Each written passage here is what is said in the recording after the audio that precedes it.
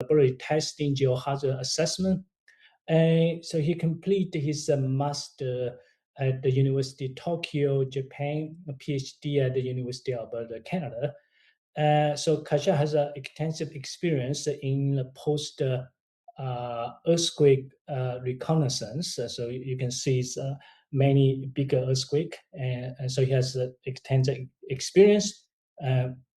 So today his presentation is the post earthquake reconnaissance as a full scale laboratory. Insights from 2011 Japan and the 2015 Nepal earthquake. So without further ado, I'll pass this to Kasha. Kasha, I will stop sharing and you can share. Okay. Thank you, Dr. Cheng, for your nice introduction. Let me share my screen.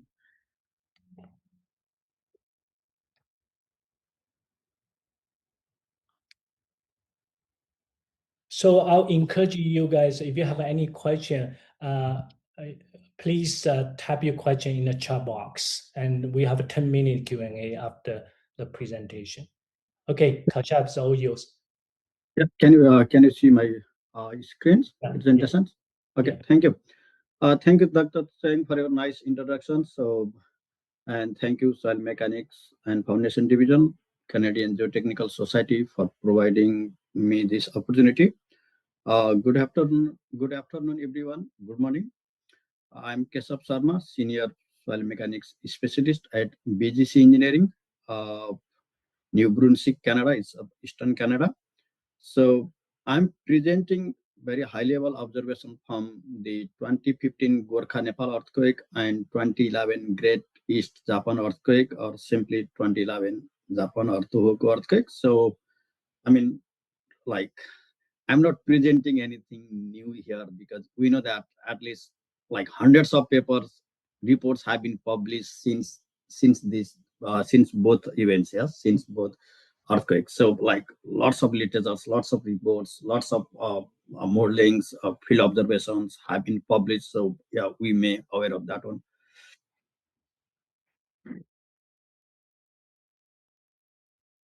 So in this presentation, so I will begin by discussing the importance of post-earthquake reconnaissance study, and then how it contributes to improving engineering practice or to increase the resiliency of the society or infrastructures. Then I will highlight two case studies, 2015 Gorkha earthquake and 2011 Japan earthquake. So focusing on key geotechnical observations. I mean, not all the observations, all the case studies, but few observations.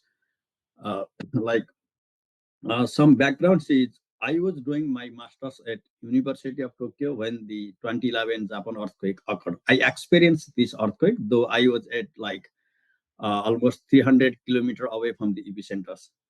And then after like several weeks of the earthquake, we visited the Sendai and all this coastal area, collected some of the focusing on geotechnical information and those things. But when the Gorkha earthquake occurred, I was at University of at the University of Alberta, and then I went to Nepal within 3 days of the earthquake and visited most of the devastated sites. So so most of the observations are from my field visits and from the literatures published since then.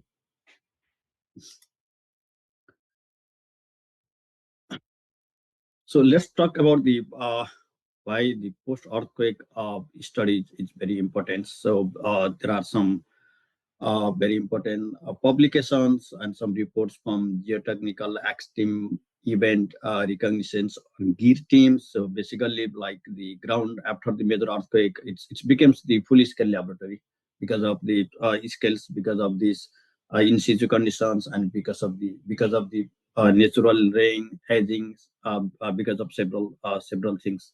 So we can collect the perishable data, ground crack, liquefaction, slope improvements, slope movements, and so many other important, valuable evidence to improve our design, to update our numerical model, to update others guidelines or standards. And then each major earthquake offers a vital lesson that help save lives by improving our understanding and ability to mitigate the future events. And then field work provides the unique opportunity to develop a knowledge of the actual situation created by the earthquake, or to observe the actual performance of the structures we design. So field case studies are the cornerstone of the geotechnical earthquake engineering, underpinning the empirical correlations and verification of the analytical or simplified method or numerical models. So how has the reconnaissance advanced our geotechnical earthquake engineering disciplines? So we know that the most of the prevailing liquefaction triggering simplified methods or numerical methods, are mainly the empirical. And those simplified seismic analysis methods have been updated after the major earthquake, like such as, seismic slope displacement model, or the settlement and lateral spread procedures, or foundation performance model. There are several models developed by the several researchers, professors, engineers, and then most of them have been updating after the major earthquakes based on the field observations data.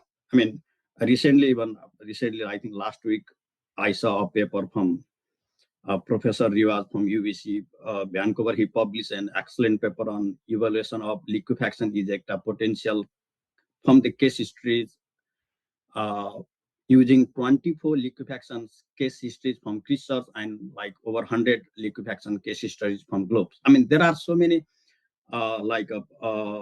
work have been conducted to update the existing models to understand to enhance our knowledge and those things. That's why this post earthquake study is very crucial, very important. And that's and in addition to enhancing the knowledge, theoretical knowledge, or the enhancing the overall the geotechnical engineering discipline, but also in the policy level, also in the practicing level or national level. So those post-earthquake recognition studies, like it helps as a ground truth for model and design course. So like even after big earthquakes, big event, generally many countries they update their design course, their seismic course, those things.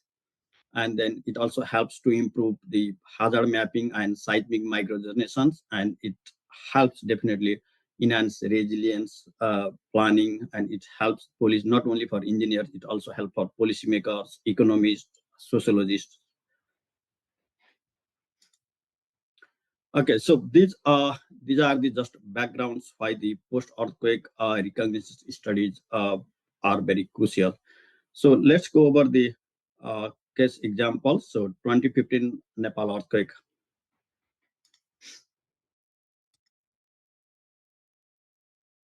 Okay, so those maps on the right is just for those who don't know where the Nepal is. So it's Nepal in between the small country, mountainous Himalayan country in between India and China. So these are some key features of the Gorkha earthquakes, and this earthquake was the biggest earthquake in Nepal since last 80 years since 1934. And then a moment magnitude 7.8 earthquake occurred about 80 kilometers to the northwest of Kathmandu Valley, the capital of Nepal.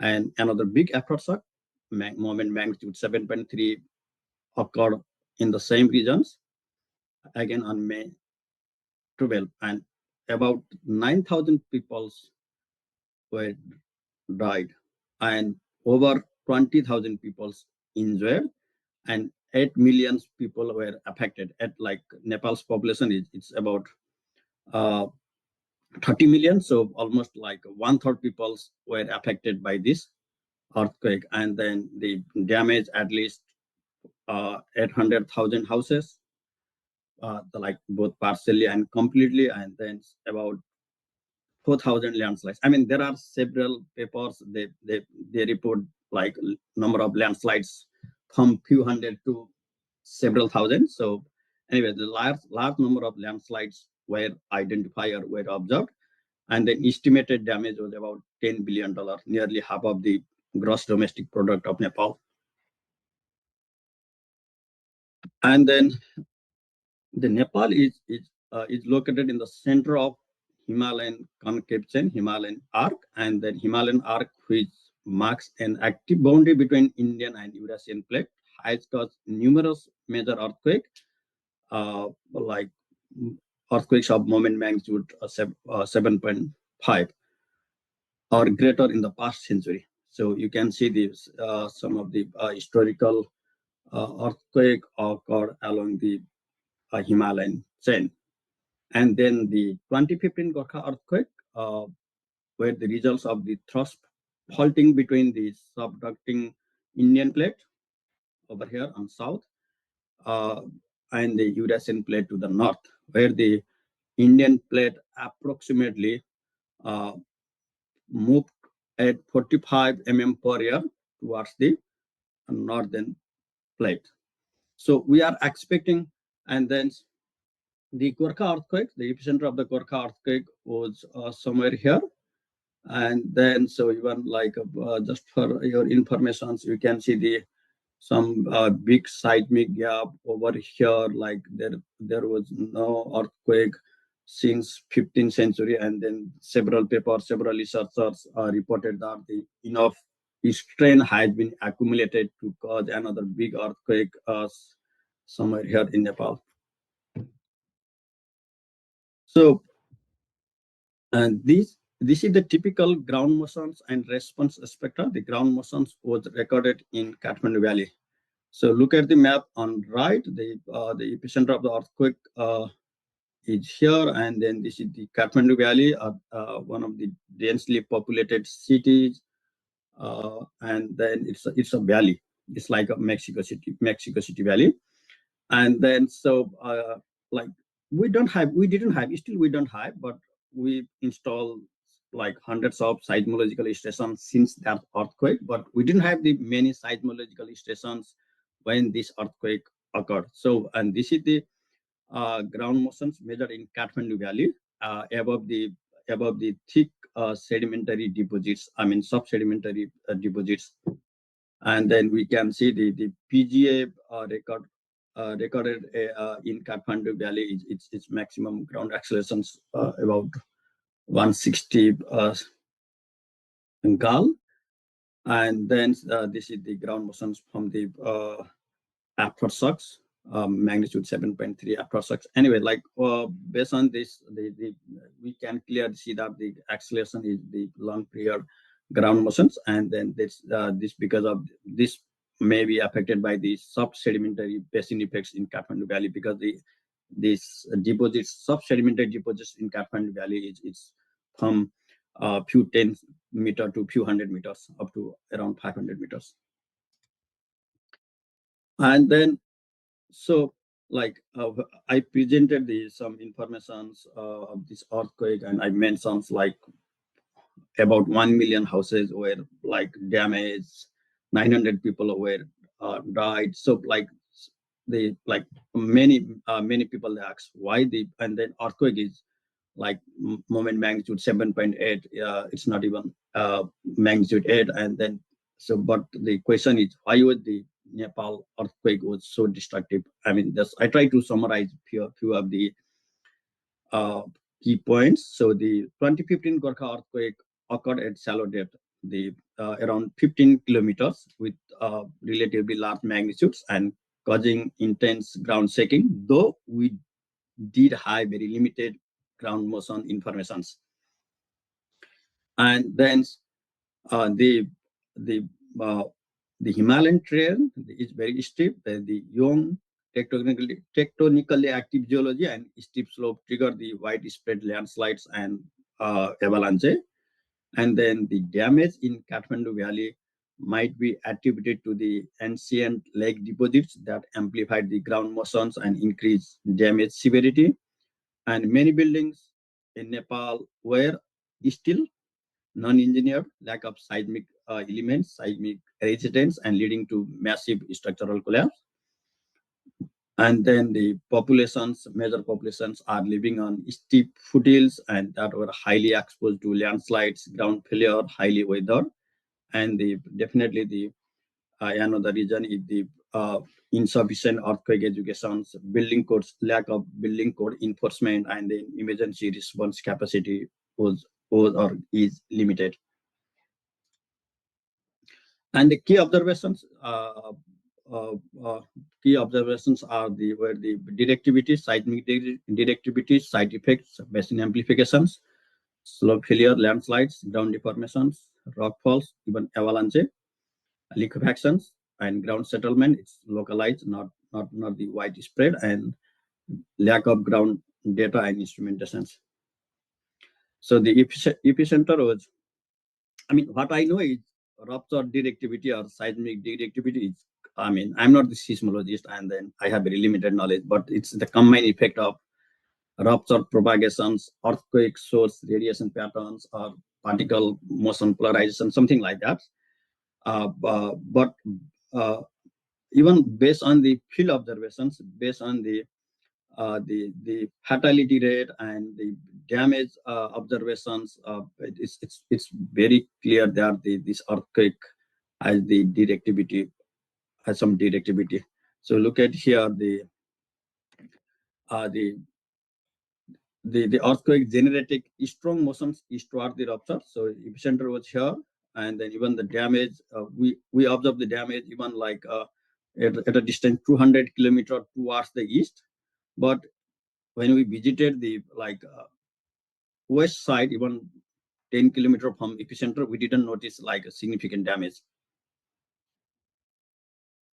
And then these are the we observed. These are the route we visited Kathmandu Valley, and this epicenter of the earthquake is here. We visited. This is the route we visited, and we observed the numerous earthquake-induced landslides. So, and then most of the landslides were shallow, typically involving the top few meters of weathering bedrock and soil, and then many landslides were still active when we visit these sites after a week of the earthquake.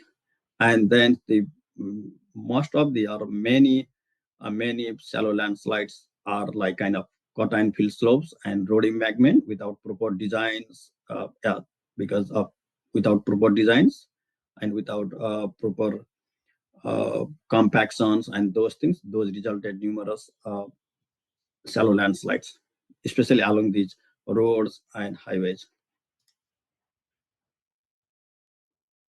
Yeah, so the previous studies, I will show some of the previous studies in my next slide. The previous studies showed that the large area of the, I mean, some of the previous studies, not all the previous studies.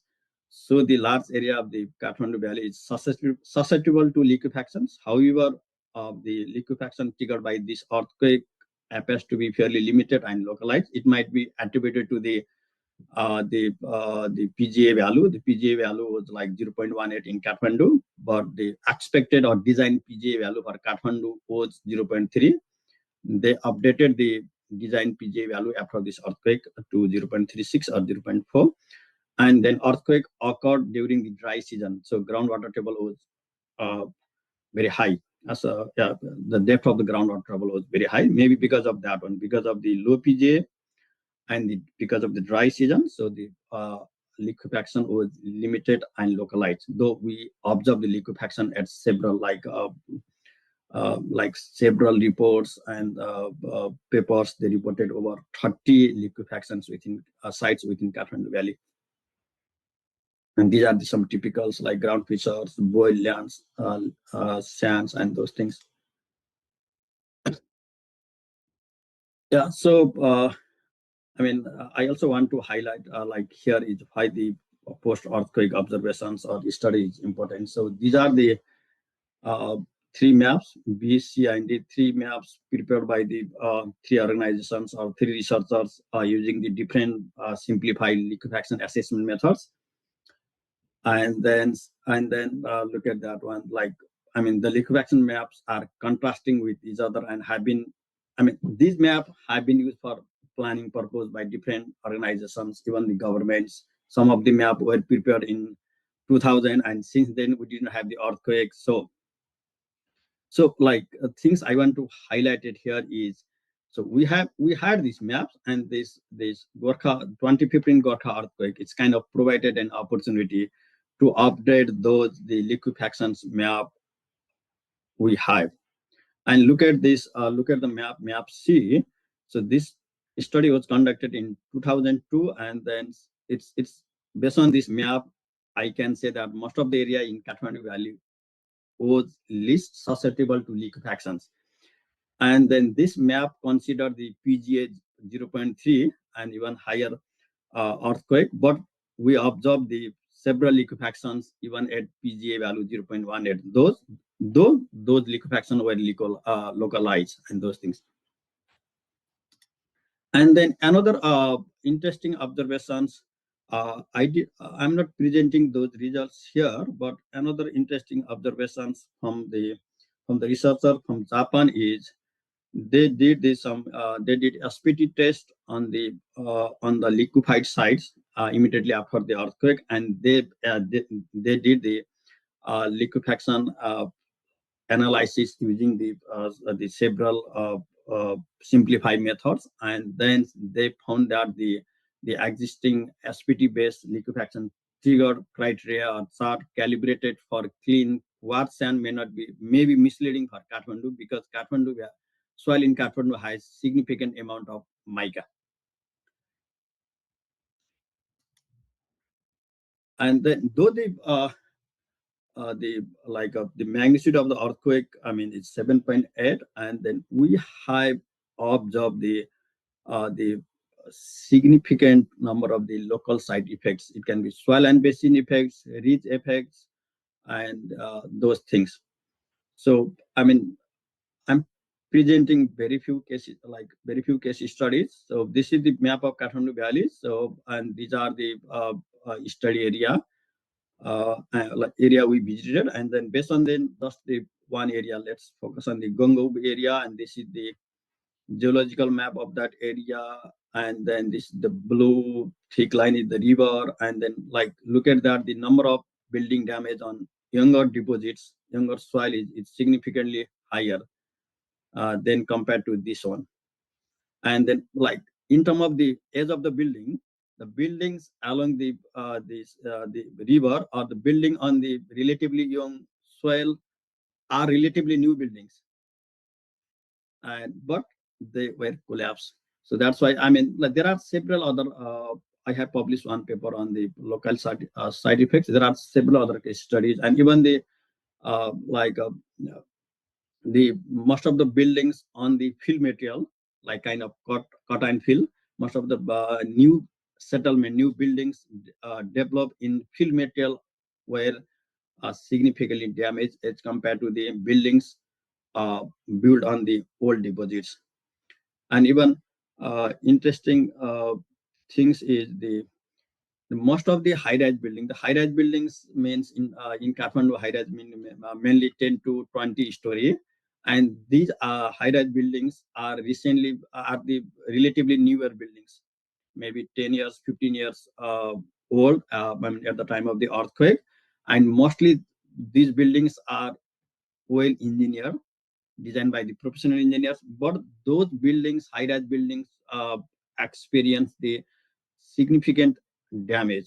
But the residential building next to the high-rise building, though these are 50 years old, they didn't, experience the damage as compared to the high-rise building. So it's maybe attributed to the long period ground motions caused by the thick alluvial deposit in Kathmandu Valley, what I mentioned in my previous presentations.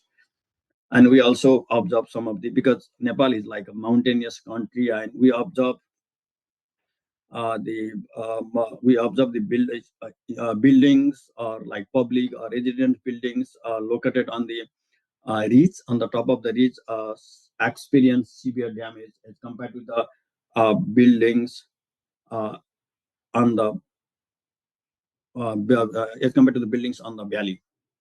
And then this is This is the city Chautara, like it's a relatively bigger city, and then this city is almost 120, 110 kilometers towards the east from the epicenter, but this cities experience significant damage. Even it's like almost 100, 110, 120 kilometers far from the epicenter. And even we observe some basin as basin effects. Yeah, so the even within Kathmandu Valley, the severe damage was observed just adjacent to the basing edge around the valley, and then the severe damage observed along the base edge of Kathmandu Valley, like in Bhaktapur, Patan, or in several cities, indicates the potential amplifications due to the basing edge. Though we have very limited studies on this case. And then, so Nepal updates several building codes, standards, seismic hazard maps following the 2015 Gorkha earthquake based on the field observations.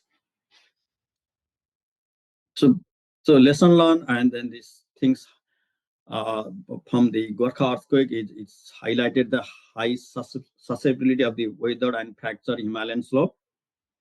And then they highlight the importance of incorporating local side effects into seismic microzonation and design.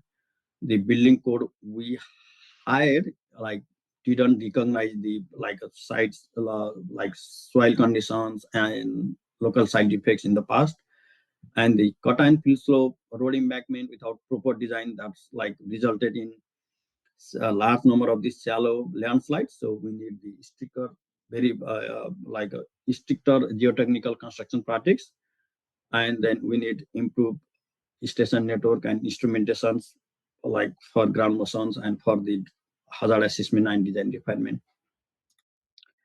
And let's talk about the 2011 Japan earthquake. So these are the features of the earthquake. So occurred on March 11, 2011 with like moment magnitude 9, making it most powerful earthquake ever recorded in Japan's history. And then epicenter about 130 kilometer east of Sendai, and then the epicenter, and then depth around 20 km beneath the sea floor. That's why it causes the tsunami. And the earthquake resulted from the subductions of the Pacific plate beneath the Northern American plate and generated a massive tsunami up to 40-meter high and inundated over 500 kilometers square coastal land. And then like trigger the Fukushima Daiichi nuclear power plant failure and leading to the one of the worst nuclear accident history in case of the Japan.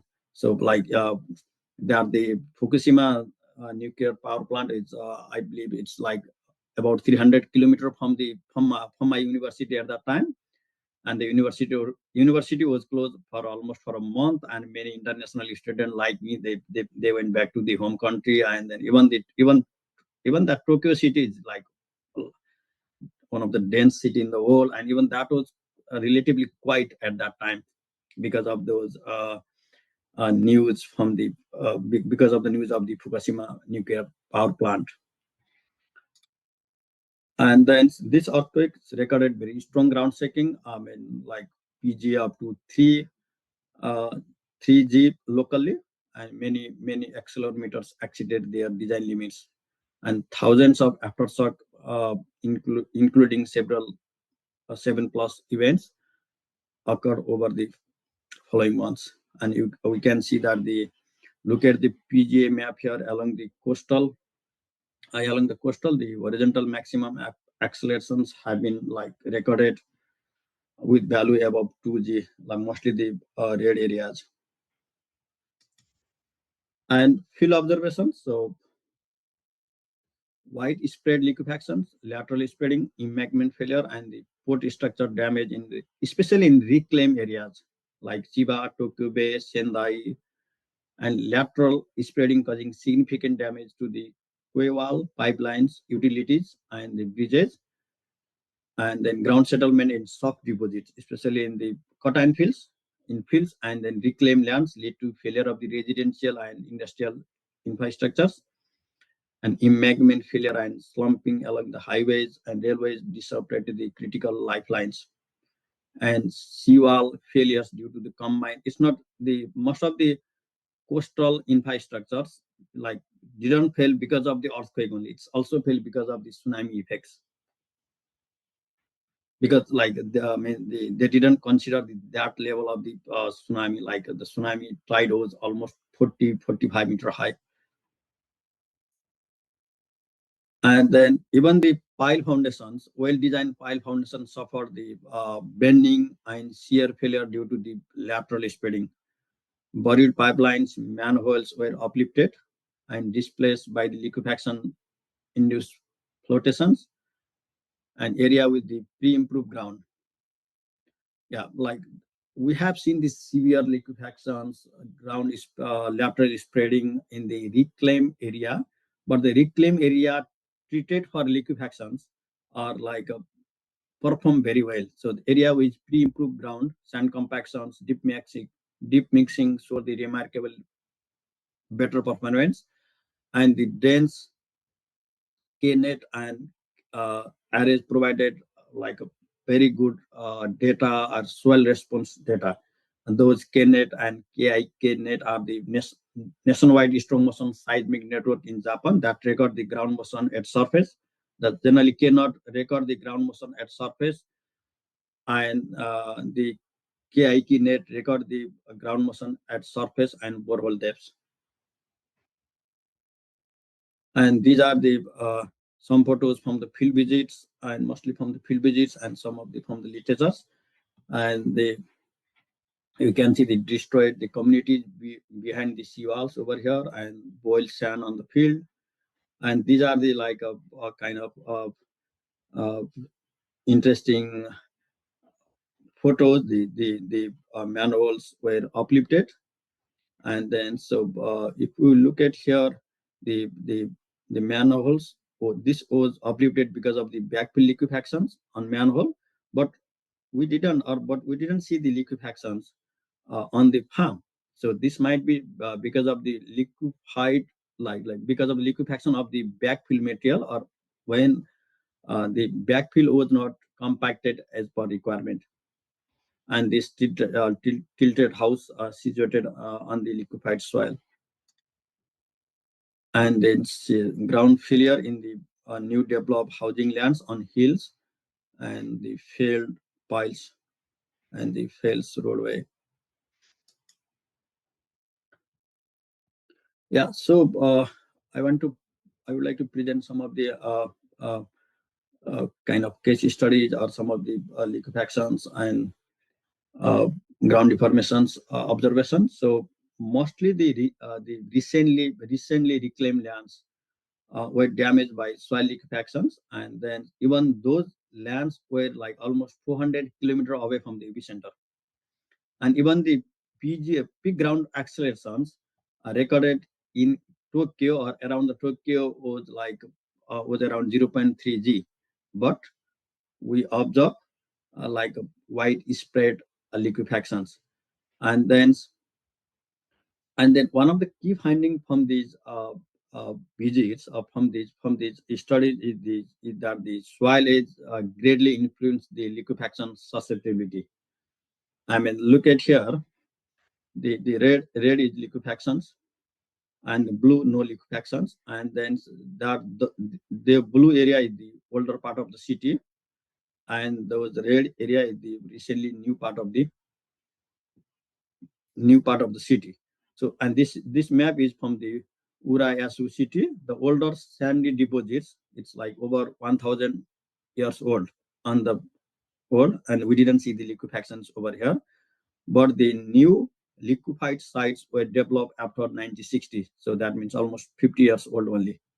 So this was observed not only in Urayasu city. This was observed at many places along the Tokyo Bay, in Chiba, and then in many and then in many places. I mean, the damage may be due to the like poor design, like insufficient compactions or insufficient drainage, and but also the anticipated scale of the earthquake is it's I mean, that level of the earthquake was not expected. And in addition to the large magnitude of the ground shaking, the long duration, it's like the shaking duration was almost 160 seconds. And that long duration of the shaking induced large number of significant cycles that might result in soil liquefactions. And then one of the and similar observations, a similar like a situation was observed in 2023 Turkey earthquake. So I visited when I visited the Turkey 2 years ago. So our key observation is that soil is greatly influenced, liquefaction susceptibility, though there are some literature on it, but we observe that on field. And then another damage, significant severe damage occurred in residential area built on cut and fill slope, and some of the sites were refilled. Some of the sites were filled in previous earthquake and again refilled in this earthquake, and then we also observed the significant number of the new failures. Maybe that might be the greater amplitude and long duration of the 2011 earthquakes. And then some of the lesson learned is based on the literature and based on the discussion with the professors at University of Tokyo, and then what we realize is it's the limitation of the existing liquefaction resistance. So I'm not mentioning the what are the those methods, but most of the existing liquefaction resistance correlations are not they have some limitations for long duration events. And then the silty soil with relatively high fines content, previously considered as a non-liquefiable, but we observe the liquefaction of these fine silty soils. It might be because of the large number of the cycles or long duration events. And then reinforce the need for seismic stability checks for levees and inclusion of the cyclic softening in the designs.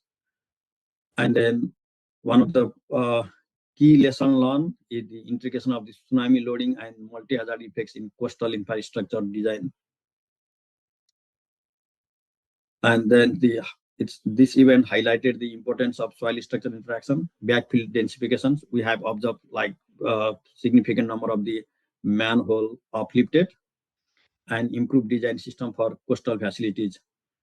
And then we observed some of the soil densifications or ground improvement methods work relatively well. And then so this is the title. This is the overall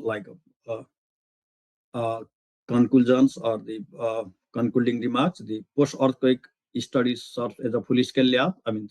To understand the soil behavior and define the seismic designs. It can be for structural. It's not only for the geotechnical.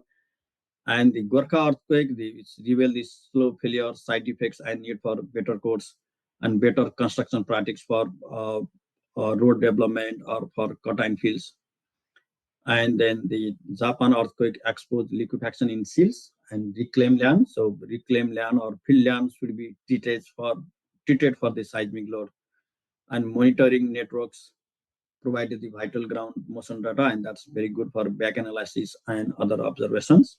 So overall, the field observation provided the critical ground truth data for validating geotechnical models and designs. And so I would like to acknowledge the BGC Engineering, University of Alberta, University of Tokyo, and Japanese Society of Civil Engineers. Basically, all those organizations somehow provided some fundings or provided opportunity to do this work. Thank you.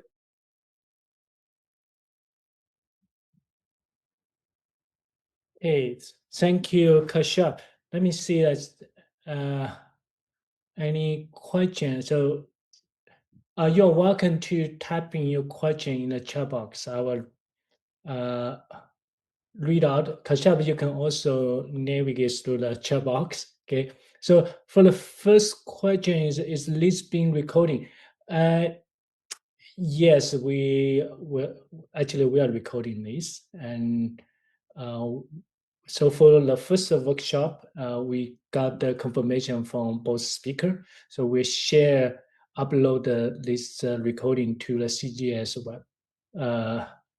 website. Okay. The second question is: have you looked into the thickness of impermeable crust at the least site, if any? Not really, because I mean, we were there for a few days just for the post earthquake damage assessments, and then so I mean, I'm not involved in detail research and those things, so I mean, not really. And even I'm not aware of these other research on this. I mean, at least in Nepalese context. Okay. So the next question is: what might be the reason for ductility where seismic wave energy travel and rupture in one direction from epicenter? Yeah, I mean, I think as I mentioned in my presentations, I'm not seismologist, so yeah. So I mean, I cannot explain like technically why or how it happens, but what I mentioned in my presentation is based on the field observations, we saw the directivity effects because the most of the damage and then most of the ground deformations, all those things was towards the east, not towards the west. So I mean, this is like my observation based on the field observations, my comments or my presentation based on the field observations. So I need to. I'm not like is I'm not the seismologist or the geologist, so I'm not able to answer those questions at this moment. Okay. Next questions. To simulate the soil behavior during liquefaction in cyclic direct shear test, what frequency and number of cycle do you recommend for moderate or high intensity earthquake?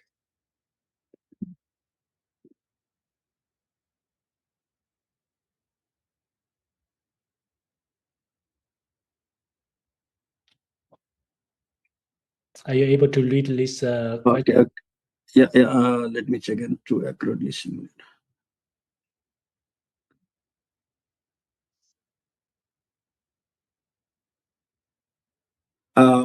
Okay. So I mean, at this moment, I mean, this is just my observations, especially from the Japan earthquake. So because of the long duration shaking, definitely the long duration shaking increase the number of cycles. But I'm not able to recommend any number. I mean, I'm not in position right now to recommend the number of cycles or the frequency for the large earthquake or high intensity earthquakes. But definitely, the what we observe is the liquefactions. One of the major causes of the liquefaction is number of the because of the long duration shaking. That means the large number of the cycles. Oh, all right. Next one: has the issue of long durations since led to update empirical correlations? Yeah, I have seen some papers, at least some like I have seen some papers recently published by the Japanese researcher. They try to incorporate the aging effects and then long durations or large number of cyclic in their the empirical assessment or simplified assessment methods. I'm not aware of all, but some of the I have seen some of the papers they try to incorporate it. Okay. uh, how the new seismic hazards map created in Nepal based on field and numerical seismic site analysis, 1, 2, or 3D analysis, and the important parameters that we have considered to generate more accurate seismic hazard map. Okay, so in case of the seismic hazard in Nepal, as far as I know, they consider the 2D analysis and they did several probabilistic seismic hazard analysis, considering the several methods for the ground motion equations, several methods for determining or for assuming the several parameters, and they did the probabilistic seismic hazard analysis, considering or assuming, following adopting the several methods, and they tried to validate it with the 2015 Gorkha earthquake. And then based on that validations, field observations and other, based on that validation, they try to uh, pick up the most reasonable methods or most reasonable ground motion equations, and then based on that motion equations and based on other parameters, they develop the new seismic hazard map. Okay, I think this is the end of the question. Okay. Any other question? It seems we don't have a further question. Thank you, Kasha. Thank you for your Thank you, sir. Thank you, everyone. presentation. So can you stop sharing? And I've oh, there will be one more. Okay, that's one more. All right. Let me read out. We still have a little bit time. Okay. So dealer dynamic analysis utilized the nonlinear soil constitutive model to capture the valley natural periods under the strong ground motion of the 2011-2015 earthquake. If so, was an additional component really damping included in the numerical formulation? Just a second. It's a little bit long.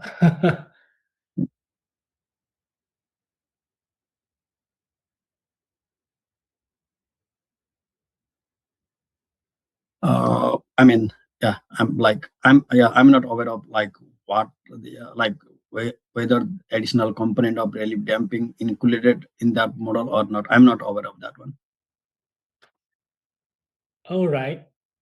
I think that's pretty much the end of the Q&A. Thank you, Kashyap. And I'm going to share my screen.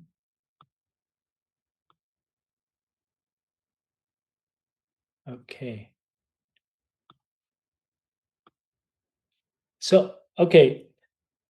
Again, so we still have a little bit time, 8 minutes, and that's good. So I'm going to acknowledge these 10 sponsors. I already read out. I'm going to read again. Cadiz, Clifton, Contact, KCB in Australia, Canada, Nicholas, and Prairies, the engineering, Stantec, Server, WSP. So we thanks all the sponsors. So our next speaker is Ben Mason. He is an associate professor at the University of Nevada's Reno since this year, January 2025, and he was formerly on the faculty of the College of Engineering at Oregon State University, as well as a research civil engineer at the U.S. Geology Survey's Geological Hazards Science Center in Golden, Colorado. Professor Mason studies the interaction of geomaterial, fluids, and structure during the natural hazards, including earthquake, tsunami, storm wave, and natural hazards cascades such as the earthquake-induced tsunamis, scouring, and earthquake-induced landsliding. To study these topic, he uses physical modeling such as centrifuge waveform laboratories experiments and numerical experiments and analytical modeling. In addition, he has participated in post-disaster reconnaissance to strengthen his research idea, including 2023 Turkey, 2022 Taiwan, 2018 Indonesia, 2015 Nepal, 2014 California, 2011 Japan. So today his presentation title is the Forwarding Ground Failure Research Lessons from Two Post-Earthquake Reconnaissance Trip. So Ben, I'm going to stop sharing myself and see. I don't know. Have I already stopped sharing or not? Yes, I think so. So I will, let's see, give me 1 second.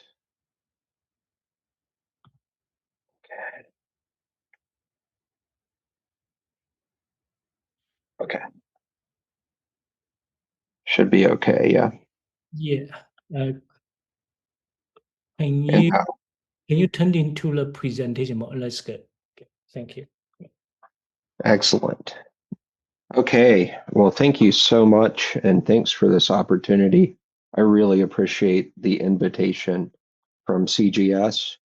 And so with that, I'm going to talk about two post-earthquake reconnaissance trips, fortunately not overlapping with Keshab, based on that excellent presentation that we just heard. So the two trips I'm going to talk about, one was in 2018, and we went to Indonesia following a September earthquake there. And the second was in Turkey, and we went in 2023 following the February earthquakes there. Okay, so part one, the Indonesian earthquakes, some acknowledgments here. I went as part of the GEAR, the Geoengineering Extreme Events Reconnaissance Association. So it's an NSF funded association. Here's our team that I have listed here. And we also had a lot of Indonesian colleagues that joined us in the field and then joined us for publications, et cetera, afterwards. And so this presentation, or this part of the presentation, is based on this reference that you see here. Okay, so a little bit of context. We are on the island of Sulawesi in Indonesia here. And so the earthquake, the main shock occurred on the 28th of September in 2018. It was approximately 10 kilometers in depth and it had a magnitude of 7.5. It occurred north of the city of Palu, about 75 kilometers. It was a super shear rupture. It ruptured towards the direction of Palu. And so we got some high intensity shaking within that Palu Valley. And so if we look on the right, there's just a table. Obviously, this earthquake unfortunately caused a lot of fatalities, casualties, and economic damage for this region. So if we zoom into the Palu Valley, here's what we see. And what we have on either side of the valley faults. And so what this valley actually is a graben, and the graben is down dropping uh, over geologic time, and it's what's creating this valley. And so on either side of the valley, we have these hills that are characterized by jungles. It's a rainforest. So we're right here at the equator. There's lots of rain coming down on both sets of hills on either side of the valley. And this is a graben block, so and it's alluvial plain. So we have the Palu River primarily running. So the bay that we see above is actually the mouth of the river, and that river is going to be running south down the island. Now, notably, what we focused on are the flow slides. I've shown the footprints and I've put the names in red here. And we really, in this talk, I'm going to focus on the flow slides in the southeast part of the valley. that we can see Potobo and Lolu Village in particular.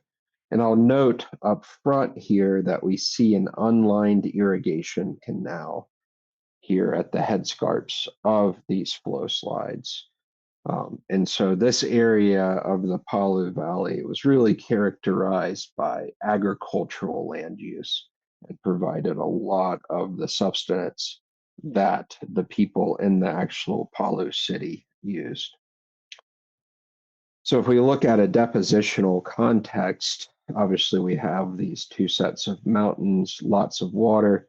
We would anticipate these alluvial fans, and that's indeed what we mapped. So within the valley itself, we have an alluvial plain created over the millennia by this Palu River flooding multiple times. What I'm getting at here is that we have the conditions that are necessary, or we have the depositional environment that's going to put a lot of fine sands, a lot of materials like this that we would consider susceptible to liquefaction during earthquake shaking. Now, before we went to the field, one of the students at Auburn University created this change detection contour map. And so what she did was look for landmarks, primarily buildings that we could spot in the satellite imagery, both pre-earthquake and post-earthquake. And then based on the movement of those landmarks, we were able to create displacement vectors. And then with just a little bit of processing, we were able to create these contour maps of displacement. And what was critical here is that this really focused our reconnaissance efforts. So before going to the field, we're looking at social media. We're talking to our colleagues in Indonesia. We're trying to find out as much information as possible. But once we saw this change detection map, we said, okay, this is going to be the focus of our reconnaissance efforts. We are particularly interested because these are at the base of alluvial fans. So the slopes at these locations are relatively gentle, right, on the order of 5-6 degrees or so. And so we are very interested in how these very large flow slides formed in such a condition. Okay, so just a little bit of statistics here for your information as we go along. Got some areas. We're going to talk about Lolu Village flow slide, Potobo flow slide today, talking about areas on the order of 1 to 1.5 kilometers squared, run out distances on the order of 1 kilometer or so. And then we see the number of people affected and the pre-earthquake, the estimate of the pre-earthquake population in these areas too. Notably, Jonah Oge, the flow slide we won't spend much time on today, also created a debris flood. And so that led to a little bit more complications. Now, for our boots on ground reconnaissance, we looked at these 3 failures. We actually looked at another one, Sivalaya, further down south. So we looked at these 4 failures on the east Palu Valley. And we saw these trends and we saw 4 different zones. So these are 4 morphological zones. Zone B is the zone of initiation. And so these are zones where we saw a lot of sand boils. We saw a lot of evidence of liquefaction. Now, above these zones towards the headscarp, this was the zone of retrogressive failure. And so we saw these classic black back rotated soil blocks as they moved up the hill to the headscarp towards that unlined irrigation canal. And then finally in zone C, we saw it's an accretionary zone. It was the zone of the runout and the deposition of the material. And so just from the field, our initial hypothesis here was that we had liquefaction at the toe, and albeit on gentle slopes, that was enough to destabilize the toe enough and lead to this retrogressive failure. So the slopes failed upwards towards that irrigation canal. Okay, and then that's kind of how they progressed. And then we had some run out and some deposition based on that movement. Now, notably, none of these flow slides were co-seismic. So they just talking to the local residents in these areas, these flow slides started on the order of a minute or so after strong shaking had stopped. Okay, so if we now look at the Lolu Village flow slide, this is a digital elevation model that we created based on flying drones with high megapixel cameras attached, so structure for motion type of work. And so we can very clearly from this view demarcate these zones. So zone B, we saw the evidence of liquefaction.